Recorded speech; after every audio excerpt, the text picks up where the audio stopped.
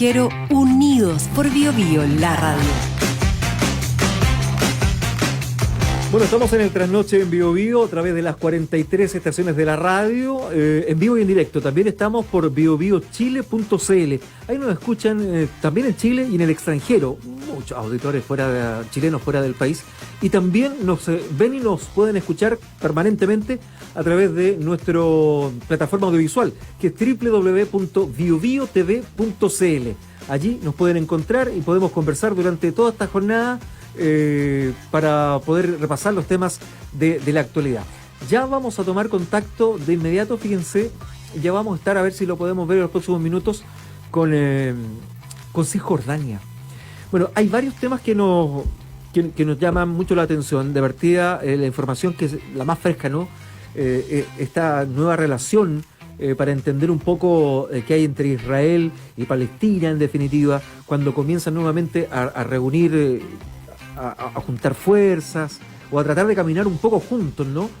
Recordemos que Cisjordania es un tema muy, muy complicado, particularmente en la capital, tanto para palestinos como para israelíes, que están precisamente en esa zona y que reclaman la parte oriental de su capital. No sé si lograste conectarte, ya tenemos a Javier en línea, que está precisamente en Cisjordania. Javier, ¿cómo estás? Hola, ¿qué tal? Buenos días para ambos. Oye, un placer saludarte. Acá son las 3 de la mañana con 35 minutos. ¿Qué horas allá en Palestina? 10 de la mañana con 35 minutos. 10 con 35. Son 7 horas de diferencia. 10 de la mañana 35. No nos hemos podido contactar ni te podemos ver todavía. Vamos a ver. Aún no, si yo estoy conectado, ¿no? La suerte. Sí, pero ¿no nos ves en este momento? Yo a ustedes no los veo, pero ahí yo aparezco en la cámara, no sé. Claro, ahí debiera actualiza la aplicación, o sea, el link, digamos, para ver si te podemos ver, porque así sería fantástico. Ahí está tratando de enviar señal, me da la sensación. Bueno, está al otro rincón del mundo, comprensible que de repente tengamos alguna complicación, digamos, ¿ah? Igual, probablemente te voy a enviar. Acá. Sí. Claro, te voy a enviar otro link también para ver si es necesario para que lo puedas tener, ¿eh? Ahí siguen llegando mensajes. Perfecto. Ok, perfecto. Déjame sacar acá un par de sonidos porque si no me van a dejar sordo nada más. ¿Cómo está la temperatura allá en Palestina? Bueno, acá estamos en verano. A este momento la sensación debe ser algo así como unos 28 grados a las 10:30. Todos estos días hemos tenido aproximadamente un 30-31 grados de máxima, pero las mínimas son bastante agradables. Están del corte de los 18 grados, 19 grados, 15 grados como a lo sumo en la mínima. ¿Cierto? Está bastante agradable en este tiempo, que es algo así como decir febrero en Chile, digamos, el mes de agosto aquí en esta zona. Oye, vamos, entremos al tema de fondo. Bueno, la última información da cuenta precisamente de una suerte de acercamiento diplomático que ha generado algunos conflictos sociales también al interior. Y para que nos explique un poco desde la otra perspectiva, habitualmente hablamos con chilenos que están en Israel, pero tú estás en el sector de Cisjordania, en el sector palestino, para que nos cuente qué es lo que se vive ahí. Mira, hay que hacer la cosa, digamos, un poco clara. Israel ocupa Palestina, y no es algo que digan los palestinos, es algo que da de la Corte Internacional de Justicia hasta la Cruz Roja, pasando por el Consejo de Seguridad de Naciones Unidas. Y dentro de la estrategia palestina para poder ejercitar por fin su derecho a la autodeterminación, está el hecho de que los países árabes como conjunto han de ofrecer paz y normalización de relaciones al Estado de Israel como un incentivo para que éste, después de más de medio siglo, respete sus obligaciones bajo resoluciones de Naciones Unidas y el derecho internacional y se retire del territorio palestino ocupado para que Palestina pueda vivir en libertad. Lo que ha sucedido la semana pasada es un rompimiento de esa posición árabe. Y es un país, Emiratos Árabes Unidos, que ha decidido, incluso en contra de lo que dice su propia constitución, salir de ese contexto. Y evidentemente que en Palestina eso se ha recibido no de muy buena manera, por cuanto se ve que un país árabe importante, que claro, también es cierto de que no tiene fronteras con esta zona, que técnicamente no estaba en estado de guerra con Israel ni nada por el estilo, ni tampoco perdió territorio frente al Estado de Israel, ha llevado a cabo una acción como esta. Ahora, es una acción bastante impopular en el mundo árabe en general. Han salido una serie de declaraciones en muchos países del Golfo Arábigo, en Qatar, en Omán, en Kuwait, de la sociedad civil y de partidos políticos que están abiertamente rechazando esto, partidos que van desde la izquierda hasta el islamismo, pasando por partidos liberales y nacionalistas. Entonces, acá estamos hablando de que evidentemente a uno le cuesta ver realmente cuáles son los beneficios que Emiratos Árabes Unidos piensa ver en una situación como esta. Ahora, no está fácil porque hay una permanente tensión en la zona, ¿no? ¿Cómo se vive el día a día ahí, Javier? Mira, existe una permanente tensión, es cierto, porque acá existe una ocupación. Y la realidad de la ocupación, ¿qué significa ocupación? Porque, a ver, muchas veces yo estoy seguro que mucha gente se cansa de escuchar cada vez que habla de Palestina, ocupación. Ocupación, bajo el derecho internacional, significa básicamente quién tiene el control. Y en este caso, Israel tiene control absolutamente sobre prácticamente todos los aspectos de la vida cotidiana palestina. Por ejemplo, tiene control sobre el espacio aéreo, tiene control sobre el espacio marítimo, tiene control sobre las fronteras terrestres. Palestina básicamente está dividida en algo así como 120 islas rodeadas, islas sobre tierra, digamos, no es un archipiélago sobre el mar, rodeadas por colonias israelíes que son ilegales bajo el derecho internacional, con aproximadamente 700.000 colonos y puestos de control alrededor de ellas. Las importaciones, las exportaciones, todo es controlado por Israel, que es una potencia ocupante, cuyo único o principal aliado, digamos así, principal aliado, que es la administración de Donald Trump en los Estados Unidos, ha intentado, rompiendo con años de lo que es el consenso diplomático, incluso en Washington, legitimar esta situación a través de impulsar la anexión del territorio ocupado palestino, lo que es una ilegalidad y un crimen bajo el Estatuto de Roma de la Corte Penal Internacional, eso básicamente es lo que Emiratos Árabes Unidos ha dicho de que ha detenido con su acuerdo. Lo cierto es que, claro, se sabía que esto no lo detuvo Emiratos Árabes Unidos. Había una campaña internacional muy grande al respecto. Israel, de hecho, no ha dicho que la anexión del territorio ocupado se detiene. Benjamín Netanyahu, primer ministro, ha señalado el día de ayer en su reunión de gabinete de que la anexión de territorio, o lo que ellos llaman imponer soberanía, se mantiene sobre la mesa. Y por ende, la situación de negación sistemática del derecho del pueblo palestino a vivir en paz, libertad y seguridad se sigue violando. A tu juicio, la comunidad internacional pasa un poco por alto por los intereses económicos, particularmente lo que está ocurriendo en esa zona, ¿no? Yo creo que no es solamente un tema económico. Yo creo que acá existe mucha complicidad por más de una razón. A ver, si bien es cierto de que existe un consenso a nivel internacional de que la ocupación está mal, que las colonias son ilegales, de que el pueblo palestino tiene derecho a vivir en libertad, también existe una suerte de consenso para no hacer absolutamente nada al respecto. Mucha gente dice, bueno, vamos a ver el otro lado de Israel, el lado positivo de Israel. Pero claro, uno a lo mejor quiere ver la parte tecnológica de Israel, que al parecer está bastante avanzada, pero no puede negar todos los abusos que ese mismo Estado comete en contra de un pueblo, llevando a cabo lo que es básicamente un régimen de apartheid, donde aquí se roban los recursos naturales palestinos, se roba el agua de los palestinos, básicamente se hacen políticas a diario para que el pueblo palestino no pueda ejercer su derecho a la autodeterminación, y por ende que la comunidad internacional hasta el día de hoy no tome cartas en el asunto de forma concreta, evidentemente que es una forma de complicidad. Ahora, ¿cuál es tu visión, digamos, de este acercamiento que han tenido precisamente los líderes que han logrado establecer vínculos hoy día formalmente para poder conversar y acercarse, ¿no?, en un mundo que cada día es más globalizado? Claro, el tema es que la globalización tiene bastantes elementos. A uno le encantaría poder globalizar los derechos humanos, le encantaría poder globalizar el respeto por el derecho internacional, que existe una comunidad internacional que base sus relaciones en el respeto a la autodeterminación de todos, y eso no es un elemento que esté impulsando este acuerdo. Y por ende el gran rechazo que existe hoy en día, no solamente en Palestina, sino que en el resto del mundo árabe. Este acuerdo, lamentablemente, no se da en un contexto en el cual haya alguna esperanza para que el pueblo palestino pueda vivir en paz, sino que todo lo contrario. Este acuerdo es un incentivo para que Israel continúe con su ocupación y colonización. Acá, claro, Emiratos Árabes señala de que ellos han detenido la anexión del territorio palestino ocupado, cosa que no es así. Ya existe anexión de territorio ocupado y Israel continúa día a día con sus políticas de anexión, que se basan en expropiar más tierras palestinas, en expandir colonias israelíes, en expandir la infraestructura de estas colonias.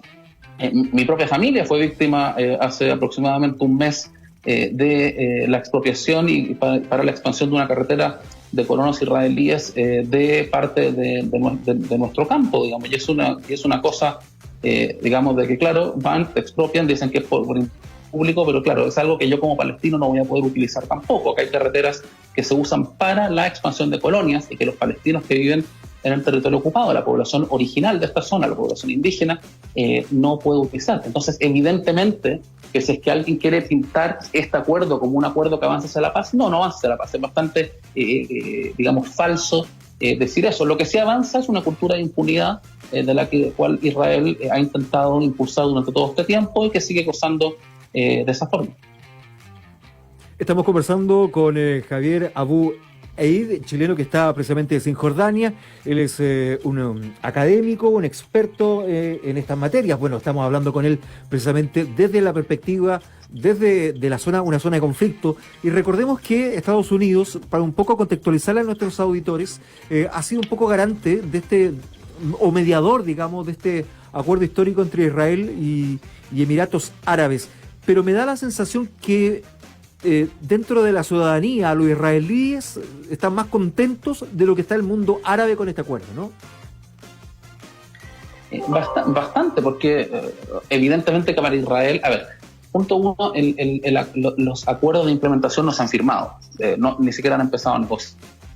Lo que acá hay es un acuerdo que firma, que básicamente acordar cómo negociar en un futuro.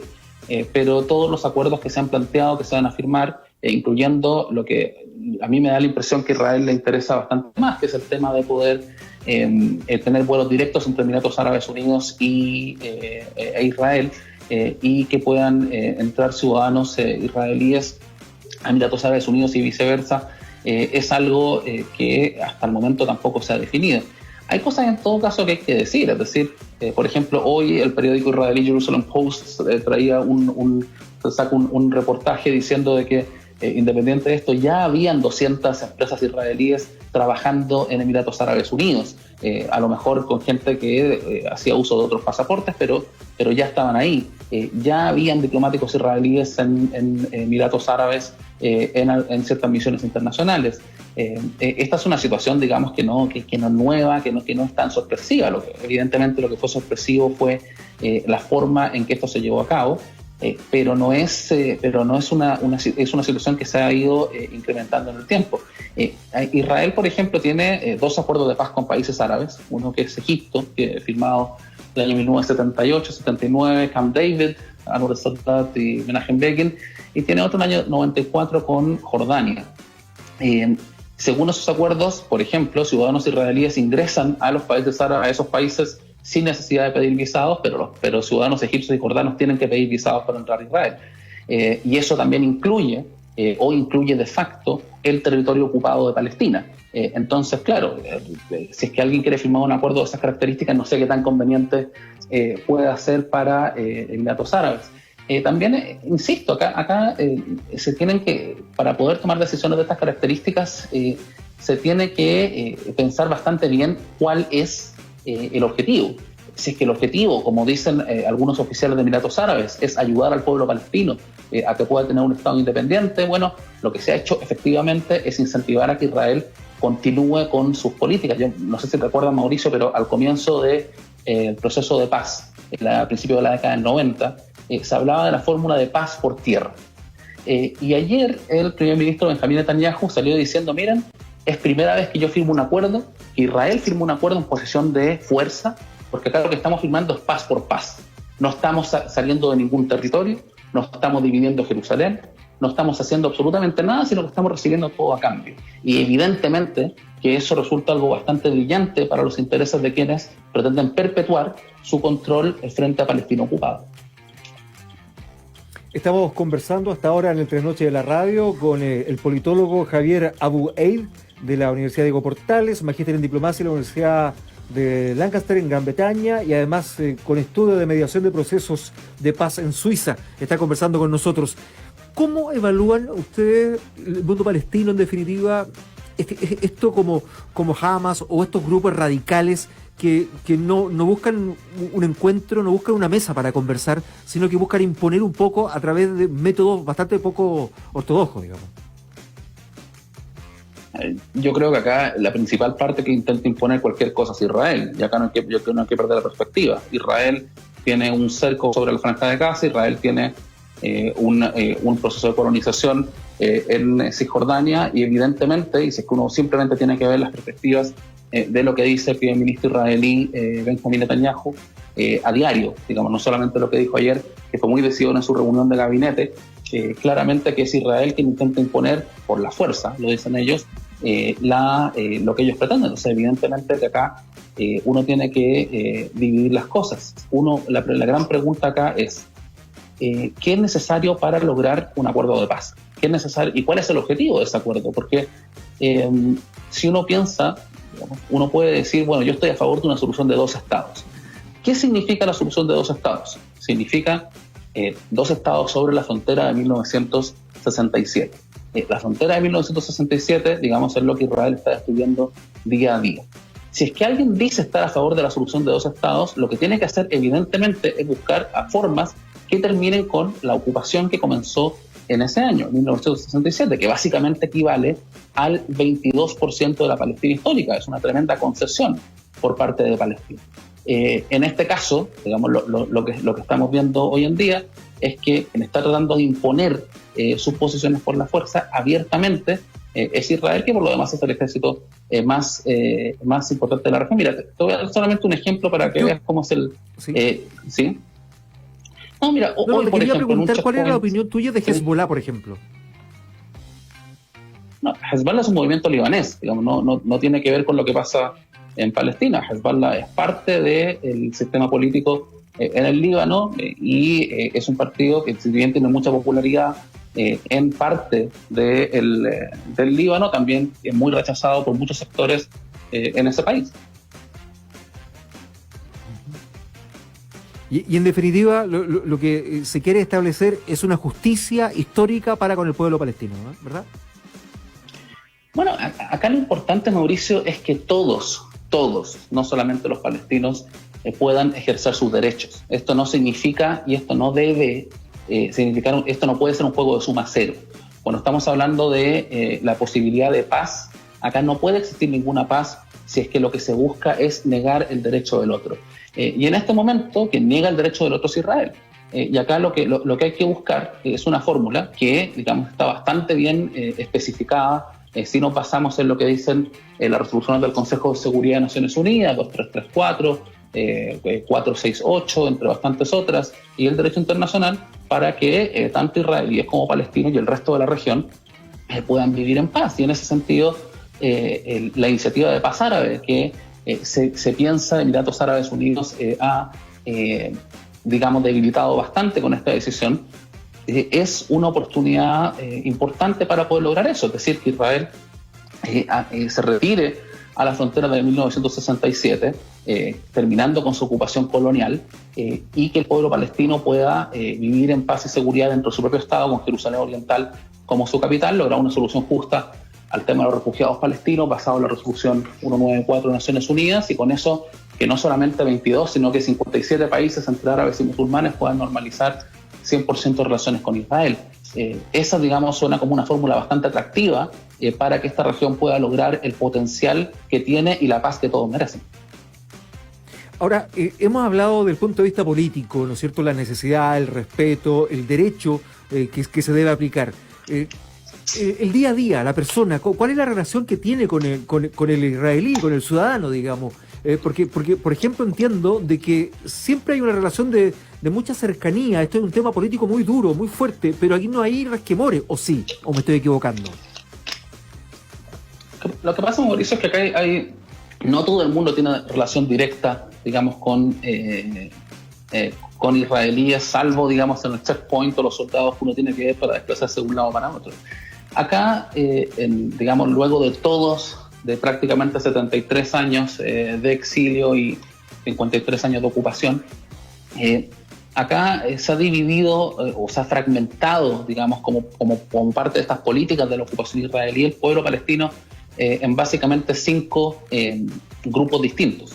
Entonces, por ejemplo, están los palestinos que viven dentro del Estado de Israel, que son aproximadamente 1,5 millones de personas. Estos palestinos tienen derecho a voto dentro de Israel, son severamente discriminados y hay decenas de leyes en Israel que solamente discriminan contra la población no judía, pero son gente que tiene bastante más libertad de movimiento, algunos pueden ser incluso elegidos en el Parlamento israelí, y ellos son, digamos, una parte. Pero, por ejemplo, una de estas leyes que discrimina en contra de esos palestinos es una ley que impide la reunificación familiar de estas personas que se casan, por ejemplo, con palestinos que viven o que tienen cédulas de identidad de Palestina, es decir, de Cisjordania o de la Franja de Gaza. No hay reunificación familiar para ellos por razones, entre comillas, de seguridad. Entonces ahí tienes un segundo grupo de palestinos, que son los que viven en Cisjordania, principalmente, que tienen cédulas de identidad palestinas y que para poder ir, por ejemplo, a lugares como Jerusalén, que yo en este momento estoy viendo Jerusalén desde la ventana de mi oficina, pero no puedo llegar a Jerusalén sin un permiso israelí, a pesar que la parte que estoy viendo es parte de un territorio ocupado que legalmente no es parte del Estado de Israel. Después tienes un tercer grupo, que son los palestinos en la Franja de Gaza. En la Franja de Gaza están completamente cercados, son cédulas de identidad similares a las que están acá en Cisjordania, pero no tienen, digamos, mayor relación con israelíes, sino cuando piden permisos para poder salir, por ejemplo, un hospital o algo, y según datos de Naciones Unidas e incluso de la Cruz Roja, digamos, hay mucha gente que incluso ha muerto esperando por esos permisos para poder salir de la Franja de Gaza. Después nos encontramos con un cuarto grupo, que son los palestinos de Jerusalén Oriental. Es decir, Israel anexionó Jerusalén el año 1967, oficialmente el año 1980, y esos palestinos, claro, viven bajo soberanía, entre comillas, israelí, pero no son considerados ciudadanos, sino que residentes permanentes. Entonces reciben muchos problemas para poder mantenerse ahí, y son aproximadamente 300.000, pero claro, ellos conviven diariamente con Israel. Y existe un quinto grupo, digamos, palestinos o esposos y esposas de palestinos que no tienen cédulas de identidad palestinas, por cuanto las cédulas de identidad palestinas las da Israel. Israel controla el registro de población palestino, no lo ha entregado al gobierno palestino. Y esa gente depende de visados que entregue Israel para poder quedarse acá, o que les entreguen una cédula de identidad que Israel claramente ha detenido como política oficial básicamente durante los últimos 10 años. Son muy pocas las cédulas de identidad que se han entregado. Entonces, claro, si uno se pone a ver esos 5 grupos, claramente que existe aquí, digamos, algunos que tienen relación cotidiana con ciudadanos israelíes, y muchas de ellas son relaciones muy buenas por lo demás, pero existe una mayoría de gente que vive bajo control israelí, pero que en la vida cotidiana no tiene la libertad de movimiento, de desplazarse, porque acá lo que Israel básicamente intenta hacer son 2 geografías paralelas, es básicamente un Estado y 2 sistemas distintos, uno para palestinos, cristianos y musulmanes, y otro para israelíes judíos. Javier, yo te quiero agradecer de verdad la gentileza que has tenido con nuestro programa, con Chile. ¿Tú eres chileno? ¿Cuánto tiempo llevas viviendo allá? Yo llevo, si no me equivoco, 12 años viviendo en Palestina. 12 años. 12 años, que nos permita contextualizar desde otra perspectiva, de otra mirada, un hecho que ocurre de una realidad que se ha vivido por años y que, claro, siempre está en la palestra, ¿no? Y que siempre se da a conocer imágenes un poco... de pronto los mismos medios de comunicación como que distorsionan también lo que ocurre efectivamente en aquella zona. Yo quiero agradecer a Javier la gentileza de haber recibido el llamado a Bio Bio. Muchas gracias. No, por favor, y un agrado. Yo cuando vivía en Chile escuchaba bastante las noticias en Bio Bio, así que primera vez en todo caso que aparezco en esta radio, así es que un honor ha sido para mí también. Vamos a conversar permanentemente cuando se sigan generando las noticias allá. Muchas gracias, Javier. Ok, Mauricio, que esté muy bien. Saludos a los auditores también. Javier Abu Eid, politólogo en la Universidad de Portales en Chile, también en la Universidad de Leicester en Gran Bretaña, estudios de mediación en proceso de paz en Suiza, es asesor del Departamento de Asuntos de Negociaciones de la OLP, dirigida por el secretario general de la misma entidad, y también ha publicado varios estudios respecto de la anexión por parte de Israel a la zona occidental de Belén. Son los temas que nos interesan, que abordamos, recorremos el mundo y lo analizamos acá en el Trasnoche de la radio.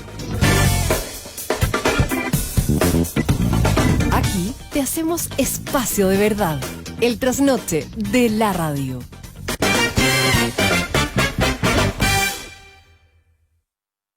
¿Están aburridos de pasar malos ratos con su proveedor de pinturas y adhesivos? Amigos ferreteros y maestros de Chile, si quieren hacer crecer sus ferreterías y trabajos, ingresen a www.lancochile.com y tendrán un socio para sus negocios. Lanco. Pensamos en grandes productos y los hacemos realidad.